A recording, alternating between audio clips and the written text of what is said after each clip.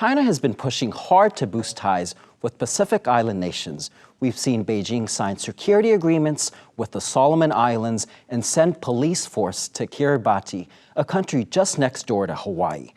China also supported the building of 10,000-person stadium in the Solomon Islands, as well as a presidential palace in Vanuatu. Professor Liu, why is China doing this? What is behind their infrastructure projects? What is their aim? Since China is a latecomer, China is now trying to catch up with all the progress made by Australia, New Zealand, the US, Japan, even including Taiwan. So in this consideration, diplomatically, China is trying to find any reasonable way to connect with regional countries. And in particular, lately, as you pointed out, 3 countries, China is trying to help with this infrastructure project, which directly connected with Belt and Road Initiative, stretched down to the South Pacific. So basically, looking from diplomatic angle, it is very clear China is trying to win friendship and also support from the region by giving more economic aid, especially infrastructure.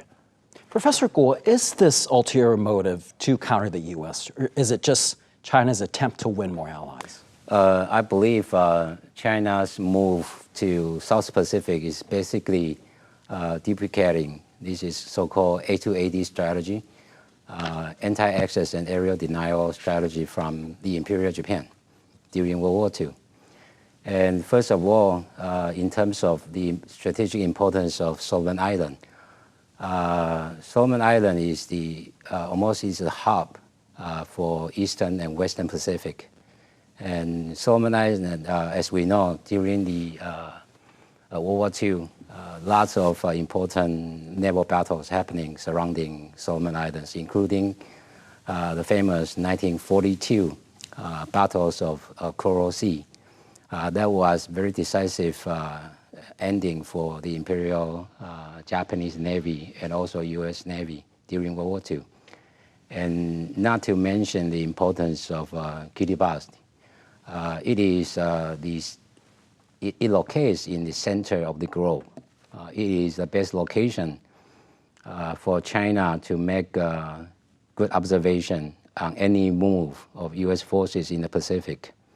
So not to mention this area, South Pacific, basically occupy all the access from US forces from Hawaii to Australia, and also the channel from Australia to East Asia, including from Australia to Guam and from Guam to Okinawa.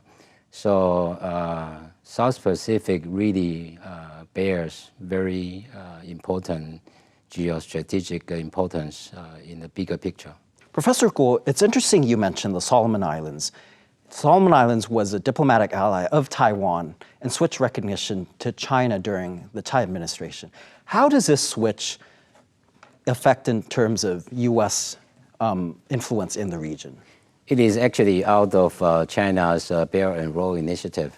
The original version of 2013 BRI did not have the route to South Pacific. It was not until 2015 Chinese government added this new route to South Pacific.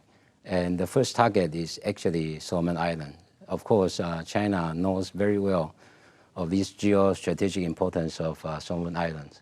So that's the reason why, as you mentioned earlier, April 20th of 2022, China and Solomon Islands signed this security agreement. But the problem is the script of this agreement was never made public to the international community.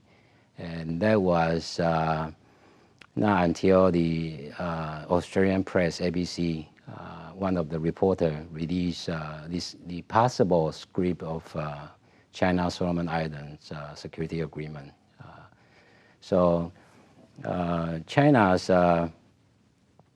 focal point to South Pacific is always about geostrategic importance.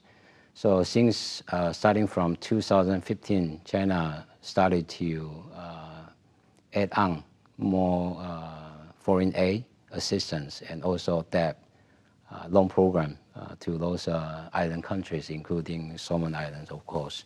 It's interesting you mentioned debt. Professor Liu, you mentioned earlier how the Belt and Road Initiative comes in, and in terms of support for the Pacific Islands, a lot of it is actually in form of debt. How does this relate to what Professor Fu-kuo mentioned in terms of the geostrategic ambitions of China? Since 2019, the Solomon Islands shift diplomatic recognition away from Republic of China, Taiwan here. And China already moves in, connect all the effort with their Belt and Road Initiative idea. So those security pact signed between China and the Solomon Islands show that there may be some direct relevance to building a stronghold. That was a reason why immediately after the information release, the US, Australia, New Zealand feeling strategically concerning about the future development. China would be advancing into this particular corner of the South Pacific. And basically, if China would be able to go through this project supporting the Solomon Islands, build two specific dual-use port, military and also commercial port on the soil of Solomon Islands, it will serve as a breaking point to the Indo-Pacific strategy, which the US, Australia joined together, trying to manage the whole region. But I think this is something critical for those US airlines looking into potential difficulty. But of course, more importantly, China utilizing this infrastructure support to those economically developing countries. Even during the time, the US, Australia did not really pay much attention to those neighbors.